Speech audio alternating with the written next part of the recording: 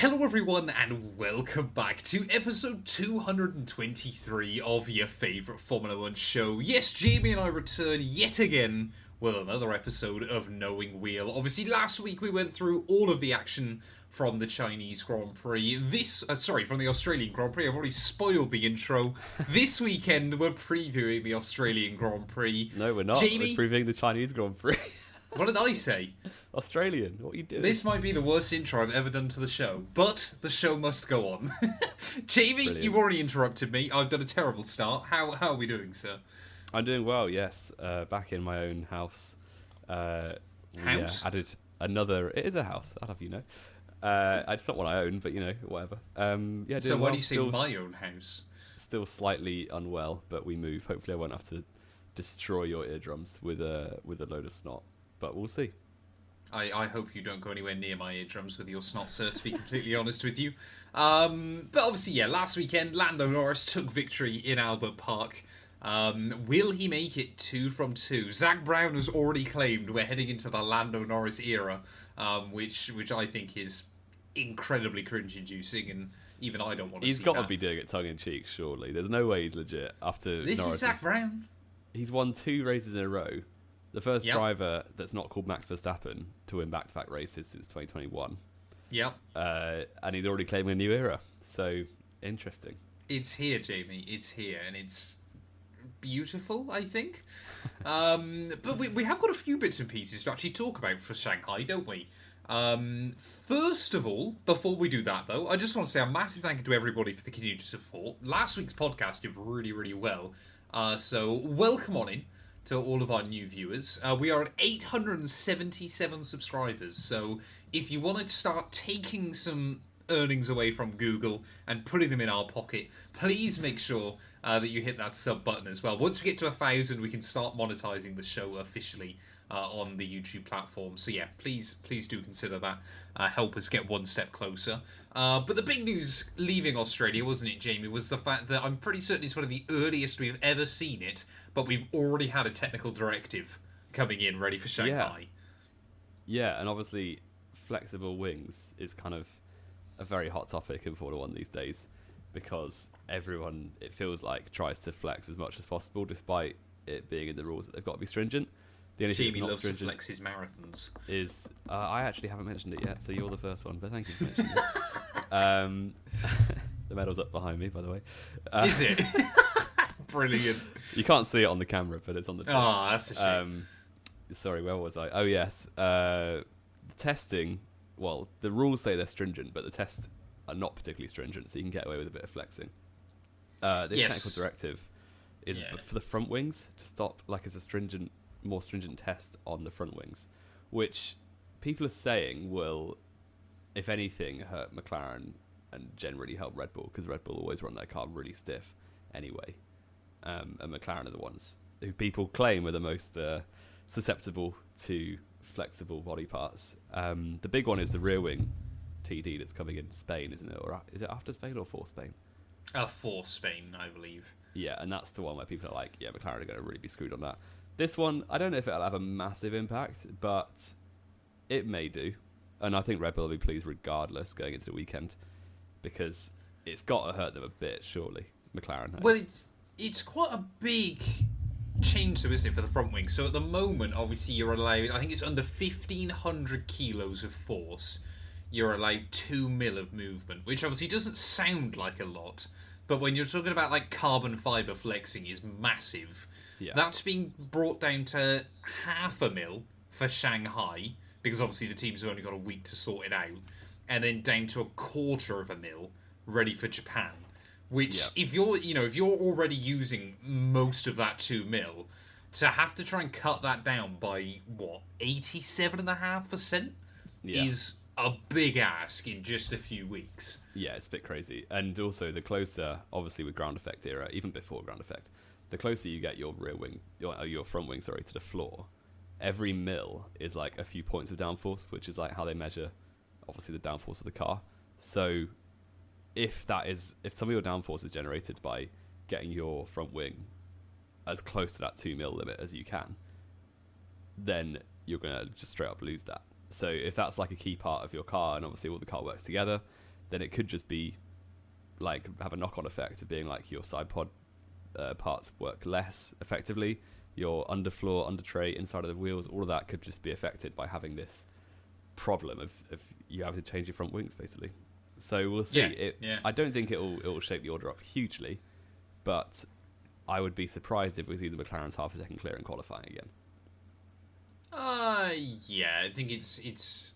I'll be honest. I think this circuit. I mean, we'll talk about this a bit more in a minute, but I think this circuit's going to favour McLaren even more than Albert Park did necessarily as well. But I think the big thing for a lot of teams is, this weekend is going to be trying to look after the tyres over one lap, like you said with qualifying there. I think it's certainly going to be interesting. At the moment, I think everybody's kind of a little bit not sure how it's going to go. But Red Bull seem to be quietly happy with the decision, which you'd kind of think might suit them a little bit. But, as we've kind of spoke about before with McLaren, pretty much since the ground effect era began, and I know we've harked on about this a few times before, they don't bring upgrades that don't work. Their wind tunnel, everything seems to be so well optimized for this ground effect era, kind of behind the scenes. It's why they've been able to go from pretty much the back right to the front. So it wouldn't surprise me if they've already got a new front wing kind of design in the works, or whether they'd already they can make alterations to the wing they've got and get that working as well. Interestingly, Lando Norris has claimed to the press that there are no changes to the car this weekend with the new rules in place. There you go. I would hazard a guess to say that's not true, personally. Yeah, we'll wait and see, won't we? I don't think they have a new wing, but I think they've probably strengthened the current wing a little, surely. Yeah, wouldn't surprise me. Obviously, one of the big teams, I think that we've got to give a little bit of mention to as well, like we obviously spoke about in the post-show from Australia. Haas, are they going to come back this weekend, Jamie? I really want to see it. I don't particularly want to see it, to be honest, because... Oh, just for Ollie Behrman. Well, it just means that Salvo will be closer to last if Haas pick themselves up. So, yeah, I'll take one team being cut off if it means Salvo finished 9th, as I predicted. So, it was really weird, actually, wasn't it? We spoke about it post-show, that they just didn't get it together at all. But they weren't even expecting it, was the odd thing, wasn't it? It was like, only Haas could do that. Yeah, they were thinking they were going to be fine. They were like, yeah, we'll rock up, we'll take all the fuel and sandbags out, and we'll be all right. But they just weren't. They were easily the slowest car quali and race. So, and you think is that going to change in a week? I don't think so. No, and you think as well, especially Australia. It's always been the Osts for Haas, hasn't it? Australia and Austria were pretty much always their best shots of the year. And one of those is, obviously not the ideal conditions for them. I'm sure the car just never really suits the rain. But is it driver taking the setup the wrong way as well? It's just so odd, isn't it? Like, if they don't bounce back, as we've said before, Haas are absolutely a team that will just write off this year and focus on the future. But it is very, very weird that they kind of completely fell away. And even now, kind of almost a week later, they haven't come out kind of saying, we know what we did wrong, we should be more competitive this weekend, or anything like that. If anything, they've kind of been radio silent, which makes you slightly more worried. Yeah, and it is interesting, because obviously Ocon's no idiot. He's a decent driver. I would say he's not as good as the driver they had last year in Hulk, but you should, it's not like they've got Schumacher and Mazepin. Yeah. Like, the drivers are not going to be holding them back that much, so it really must just be car related. But yeah, it is just a bit curious, isn't it? Because the renaissance of Haas last year was one of the big stories of going from second last in 23, or were they bottom in 23? They were pretty low. I think they ended up they? second last, didn't they, in the end? Because Williams were last. Up to probably 6th fastest, maybe even 5th fastest on occasions last year. Certainly by the end of the year, they were 5th fastest. Alpine were 5th fastest by the end of the year. Well, Mexico, I'm thinking they were definitely 5th there. But, Mexico, yeah, they had a really good car, didn't they? But yeah, just the drop off is a bit crazy. And Aya Komatsu, this is going to be the first challenge he's kind of faced as team principal, really, because obviously it was all praise last year when he took over from Gunther. Yeah. Yeah. I did see the clip in the Netflix Drive to Survive about his dig at Gunther. I don't know if you saw that. I haven't seen this, no. It was like, what's it? It was something along the lines of, now I'm in charge. I'm not going to run it like Gunther did. I'm going to do it properly. Which I thought was just incredible. Yeah. But yeah, I mean, Haas kind of... I mean, Shanghai is just a very much an all-round circuit, isn't it? It's one of those venues that tests out all components of a car. You've got a big mix of long and short corners, high-speed, low-speed corners, obviously the huge back straight as well. So it really is kind of going to give us a proper idea of who's quick and who isn't. I think the other big raining, which it might be raining. There is a 40% chance of rain, I believe, at the moment, which could make things very interesting, and I'm sure all of the rookies will be rather nervous about that. I think the other big one, though, another team that obviously needs to bounce back, of course, is one of the other Ferrari-powered cars. That's, of course, Ferrari. What do we expect from them this weekend? Well, I think they were quite unfortunate to end up as low as they did in Australia in the race, because before it all kicked off with the strange weather at the end of the race, was Leclerc 5th and Hamilton 7th or something like that? Was it 5th and 7th or was it 6th and 8th? I think it was 6th and 8th, wasn't it? Because Yuki... Something like that. Yuki basically No, I think spent all day Leclerc was 5th. definitely ahead of that midfield pack. He wasn't. They were all still stuck behind Yuki, I'm pretty certain. Well, even so, they're not going to be horrendous. They went into Melbourne being McLaren's closest challengers, didn't they? So on paper. On paper and in practice, the times definitely showed. I think if you're looking at it, it's going to be McLaren's and Max in the top 3 in my mind. Certainly it should be, unless it's a kind of wacky race. If Ferrari can just fill that next 2 spots, I think they'll kind of take that at this point until they can get some upgrades on the car. Hamilton starts getting more comfortable. They get to Monaco and Leclerc just wins. So, yeah, we'll see, basically. I think they got to taper expectations a bit because, yeah, the pace of that McLaren is crazy. And I think Max really got that Red Bull in a good window for him. And he can kind of hang with the McLarens. But I'm not sure Ferrari can quite yet. But if they get ahead of the Mercedes and obviously Anselli and Lawson, they should be. They'll probably take that. If they're 4th and 5th or about there, if they sneak a podium, I think they'll be very happy. Fair enough. I think the other big thing, of course, as well, is obviously McLaren said, a lot of their strength from last weekend, especially on Saturday, came from the fact there was no wind around the venue. Obviously, Shanghai as well is a circuit that is very susceptible to a lot of wind, isn't it? You see on quite a flat plane, kind of out in the middle of nowhere. Although it is always impressive, isn't it? Ferrari, for not giving Zhou Guanyu the practice session, personally. Yeah, they're not, are they? No, which is a shame because I'm quite surprised they haven't. To be honest, I think if it wasn't round 2, I think they would. There's probably also an element of that. I mean, you're not going to give him Lewis's car, are you? Because Lewis obviously still needs to adapt and things. So I assume obviously Leclerc doesn't want to give his up. It's also obviously it's only one practice session. Oh, of course, because sprint. Because obviously sprint weekend. Yeah. So you can't Maybe really not then, push. yeah. You can't just push Cell straight in for qualifying with sprint no idea how the car setup. works. I'm looking forward to the idea that sprint qualifying is at 7:30 tomorrow morning. I like the idea of getting up for that. I'm actually going to do that. Good. Yeah, wow, yeah, it's going to be great fun. Getting ready to get into the work day, watching sprint quali is going to be fantastic. Obviously, sprint race is at like 3 o'clock, I think, Saturday morning. So I will not be getting up for that. I don't think I'll be getting up for that one.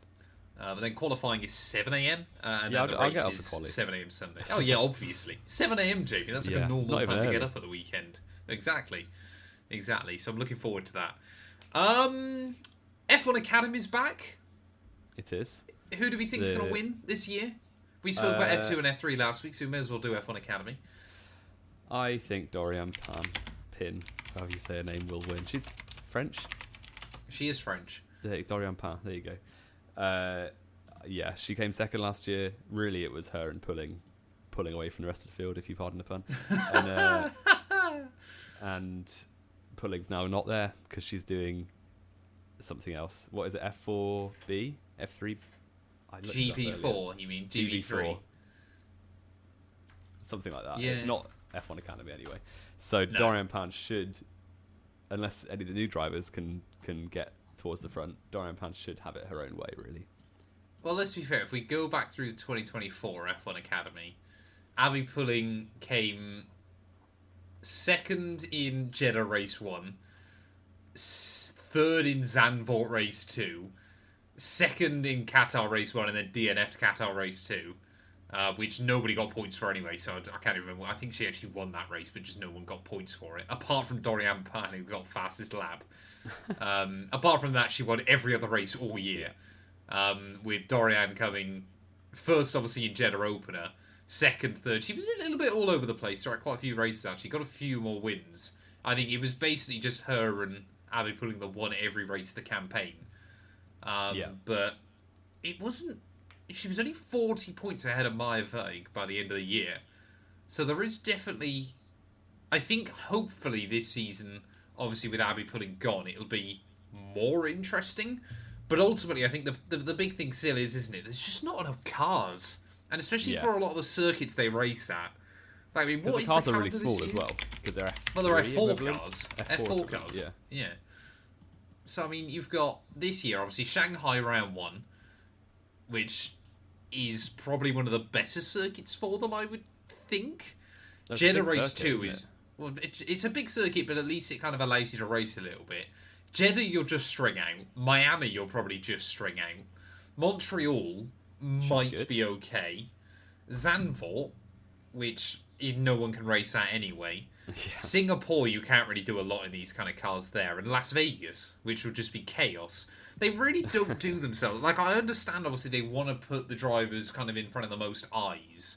Yeah. But really, let's be fair, for a Formula 4 series like this, you want to be going to Silverstone, Monza, Spa, and just a few of the other traditional European circuits. I guess the problem is you've already got F2 and F3 at all those races, so fitting another, and generally Porsche Super Cup as well, so trying to fit another series in there would just be a logistical nightmare. You could make the time if they wanted You definitely could. And if they wanted to prioritise it, then bin off the Super Cup, because no one cares about that anyway on the race weekend. How dare you say that about Porsche Super Cup? It's easily the best racing of the weekend. It's really not. I've never seen... I've been to 3 or 4 races where they've got Super Cup going on and never seen an overtake after lap 1. You should have been Monza Turn 1 last year. It was chaos every single lap, and I loved it.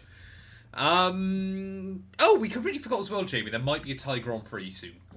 Yes. Apparently, Stefano Domenicali has been to Thailand. He's also signed a new contract. We didn't talk about that last week, but he has. He's here to stay in F1, which looks like a bit of a power move to get rid of Mohammed bin Sulayem, or Ben Sulayem, sorry. So we'll see. But he's been chatting with a higher up in Thailand, and we could be going to Alex Albon's hometown in Bangkok. Alex Albon's hometown of Milton Keynes. Yes, his other hometown of the Milton Keynes Grand Prix. We race around a car park. That'd be great. I don't know if this will go anywhere. It feels a bit like when they have chats with Rwanda every few years, or South Africa for that matter. All I will say is that we do already have a MotoGP race in Thailand, in Suriname. Yes, there is a Grade 2 listed circuit, isn't there? No, it's Grade 1. It could be Formula 1. Formula 1 could race there. It's just a terrible circuit. It would, just looking at the map, it would be awful for Formula 1 cars. And I'd imagine with the amount of people in Thailand, they'd want it in a city. They'd want a street race, wouldn't they, realistically? I would have thought so. I would expect we'll get another horrible Tilkadrome street. Of Vietnam that we never actually raced on. It'll basically, just be Hanoi 2.0.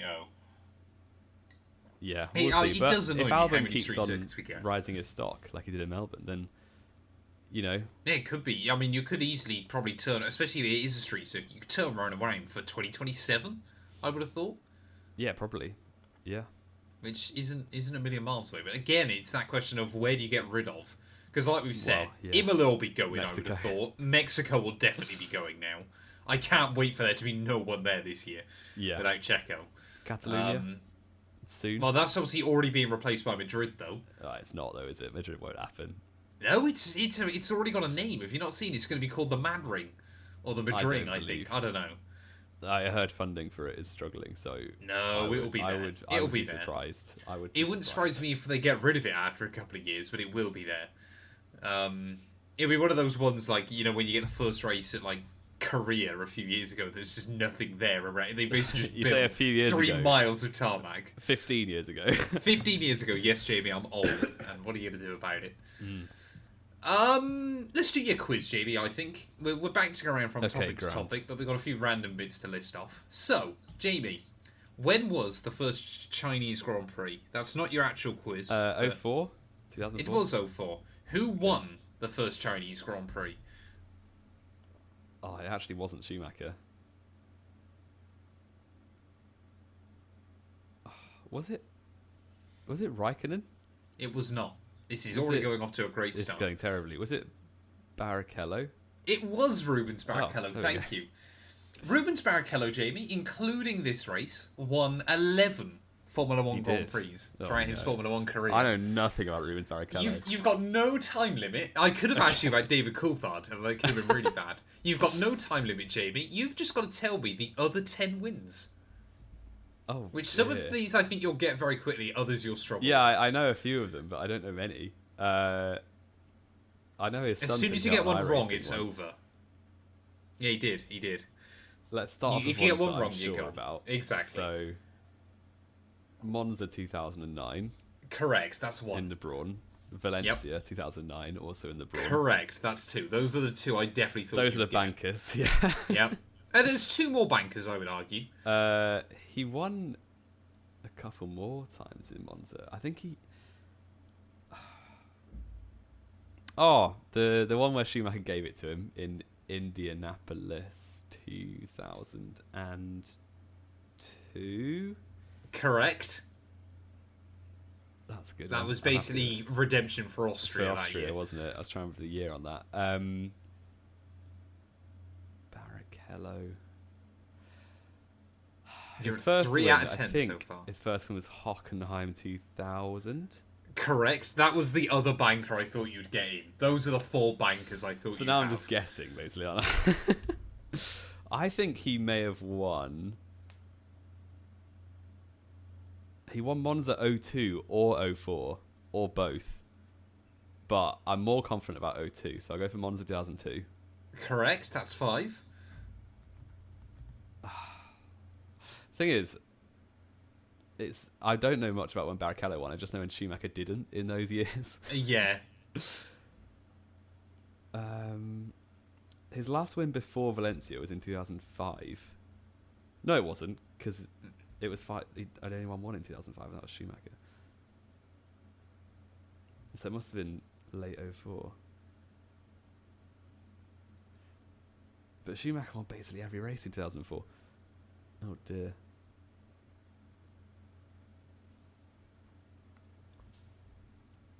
I think, because I remember when he won in Valencia, they were all like, it's been 5 years since he won. But Schumacher won 13 of the first 14 races, and the other one was Jarno Trulli. So it must have been one of those last 3 in 2004. But I thought Raikkonen won 2 of them. He never won Brazil, obviously.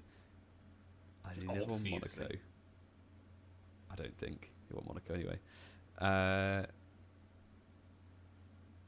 Oh, I'm sorry, Rubens, if you're watching. I've let you down. I will go for a bit of a stab in the dark and say Japan 04. Incorrect, I'm afraid. So you got 5 out of 10 there. You did make me chuckle with that, because I completely understand the route you were trying to go down. But of course, we'd already prefaced the quiz with the race he won late in 04. Oh, of course. Which of course was Shanghai. Oh, I forgot about that. Whoops. I was almost going to give you an extra point as well. Because throughout his career, Monza was a bit of an Achilles heel for Michael Schumacher. He won it a few times, didn't he? Barrichello won it in 2004. Oh, he did. He won it. Barrichello won Monza 3 times in front of 2 in front of the Tifosi, of course, and then 2009, which was a very popular win anyway. So yeah, you have Monza 2004. He did win 2 races. I thought you might get Japan 2003, because obviously him winning that Grand Prix won Schumacher the championship that year. I didn't remember that, to be honest. Yeah. Silverstone 2003 as well. Bit of a shock win mid-season. Obviously, you said Indy 2002 redemption for Austria earlier on in the year, and obviously you did mention Monza 2002. 2002 was actually Barrichello's best year in the sport. He got 2 more wins at Hungary and the European Grand Prix as well at the Nürburgring. So there you go. And then obviously, his first win, obviously Germany 2000 from, what was it, 17th or 19th on the grid? It was low, wasn't it? It was very low down. Which, bless him, he cried on the podium because we love Rubens. He's a proper Marko man. would have been fuming. Helmut Marko would have absolutely thrown his toys out of the pram over that one. And he was probably still 70 odd then. He was about 70, I think, in 2000. He's now 95. Exactly. The fact that was 25 years ago was alarming. I do like Rubens Barrichello a lot. He's a very popular driver, isn't he? Jamie, yes, I hate to break it to you. It's Ferrari's year. Is it? Yes. It's news to me. Because 2003, the Australian Grand Prix, a McLaren won. It snapped the then longest World Championship leading streak. It did. Which was Schumacher at the time. It was obviously now Verstappen, which has now been broken. And Ferrari scored 5 points that weekend, which in 2003 is far more impressive than 2025. But Ferrari went on to win both world titles that year. So I'm happy to announce there's even more evidence to support it's Ferrari's year. That means for our predictions this weekend, I'm saying Hamilton wins ahead of Charles Leclerc. No. I think the most unrealistic bit of that is that Hamilton beats Leclerc, to be honest. But hey, he was going to beat Leclerc last weekend until Ferrari screwed him. He was ahead of Leclerc before the rain. Oh, yeah, Leclerc just spun out, though, didn't he? Leclerc was ahead of the race. Well, yeah. Hamilton was ahead. No, he was ahead on the restart, and then Leclerc pushed him off. Oh, yeah. So. Yeah, well, shall we go on to predictions? Damage. We got to do predictions, haven't we? We have. It's a sprint what's race. the scores? It is a sprint race. There's more 4-1 to me. I need to keep track of that because I didn't write it down last time. As I say, I get to do predictions first then this week. So we only do sprint winner, as well as the pole position, and obviously top 3. So I'm going to say Lando Norris sprint win. I'm going to say Lando Norris pole position. You are boring. I'm going to say Lando Norris race win. I'm going to say Oscar Piastri P2. And I'm going to say... I mean, I need points early on in the year, don't I? I'm going to say...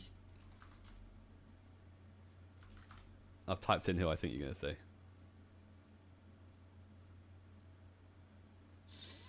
I'm going to say... Max Verstappen P3. Yeah, thought so. Right. I'm not going to do the exact same, but it's early year, so you got to pick different, Jamie. I'm not going to pick different every You got to pick different. Yeah, I always did. Sprint winner, Oscar Piastri. Yes! Yeah. Pole position.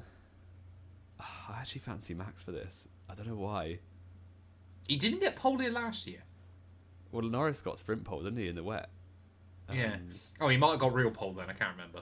I think Max did get real pole. But I will not do that. I'll say Norris. I will say Verstappen's going to win from Norris. From George Russell. Why not? Get him on the podium again. Interesting. I've just all the stones are thrown in different places there. They really are. They Piastri, really are. Norris, Verstappen, Norris. I'm liking that. There we go. I'm liking that. Wonderful. Wait. Okay. Fair enough. Right. Anything else to add, Jamie? We've gone through pretty much everything I think we needed to. This curfew stuff is a bit annoying, isn't it, for the teams? Only a few of the teams. Only a few of them. Basically, there was delays in getting naturally over a course of 3,000 miles or something. Oh, much more than that, Jamie. Is it? Australia's massive, isn't it? I forgot about that. Like 8,000 kilometres or something. Really? Mad, I think. Well, 8,000 k is only 5,000 miles. Not that many more. Just over. Yeah, some of the teams didn't get their parts to China in time, so they are being allowed to have an extended curfew on Thursday morning, I believe, which is this morning, actually. Probably already happened. Yes. Definitely already happened, since they're, 10 hours ahead or something? So No. Where do you think China is? China is... if America's 9 hours behind, surely China is 5 hours ahead of us. I'm calling it now. Really? I'm calling it now. I don't know my time zones. But yeah, as we record this, it is Thursday morning, so they probably have already gone through this stuff. But it'll make the teams a little bit more. It's 8 hours ahead. Sorry. There you go. Bang I on. just know they have one time zone in the entire country. I knew they had one time zone. Yeah. Which is really stupid. Yes. Yeah, and hopefully Lance Stroll and Nico Hülkenberg carry on their good form. And why do you want to see Lance Stroll maintain good form? I don't know. I'm enjoying the Stroll Renaissance. 2025, I'm here for it. And he, into his Renaissance. He did nothing all race. He did the Lance Stroll just one time a year. Just does nothing all day and ends up in a good spot. Yeah, but hopefully we'll see that. I don't think Sauber will score points this weekend, but I'd like it if they do. This is the thing as well I thought about Australia. Was last year Sauber should have scored points there. Like, Bottas was running 10th throughout a lot of the Grand Prix. Shanghai last year, they were definitely, let's be fair, we've talked about this before, they would definitely give an extra performance that weekend. They got double Q3 in sprint quality, The FIA definitely allowed them to do something with Zhou's car to give them a little bit of a helping hand there, which is quite funny. They earned themselves some good CCP points. Bottas was on for points again in that engine failure, didn't he? Yeah, exactly. That Sauber car last year should have scored points on a few occasions. Yeah, they scored points on one occasion because Joe is the GOAT. Okay. Exactly. Bottas who? But yeah, we'll see. Hopefully Hulk can at least make it 1-1 against his rookie teammate in qualifying. That'd be nice. We'll keep our fingers crossed for Hulkenberg. I hope the rookies have a better weekend for the most part. Yeah, who's going to be rookie of the weekend? Antonelli, probably. He's just the best one of the bunch, isn't he? I want Liam Lawson to be it. He's not a rookie. Well, apart from Lawson, then. Not Hadjar. Not. Who else? I want Jack Doohan to do well. So do I, actually. I really like Jack Doohan. I saw a hilarious thing. I don't know if you've seen it, but they were doing an interview with him and I think a couple of the others with Ollie Behrman. And he was saying that when they went to the prize gala in Monaco at the end of I must have been the end of 22, Ollie Behrman's mum apparently had quite a few to drink. And she came up to Jack Doohan apparently and went, "Hi, I'm Ollie's mum, Ollie Behrman. He's racing in F2 with you next year. I hope you do really well, but not as well as my son." It was like your mum was so hammered. It was hilarious. And Ollie must have been about 16 at that point as well. Ollie would have been, embarrassing. Like 16. It was just the way he was there going like, she was so drunk, but it was the fact she had to add, "I hope you do well, but not as well as my son." Him. Oh, dear. Oh, man. Why would your mum get invited to... I guess she probably had to be for parental control at 16 years old. Parental control? Jamie's going to be the type of dad that puts ankle weights on his kids. I reckon you're going to be one of those parents. Those Velcro dungarees so they can't lead you like a dog. Deary me. That is a tangent and a half to finish the show. Thank you, everybody, so much for listening. If you have enjoyed, please do make sure to leave a like, get yourself subscribed. And Jamie and I will be back, hopefully early next week then, to review the first sprint of 2025. Deary me. Intros and outros this week have been terrible for me. But yeah, we'll be back.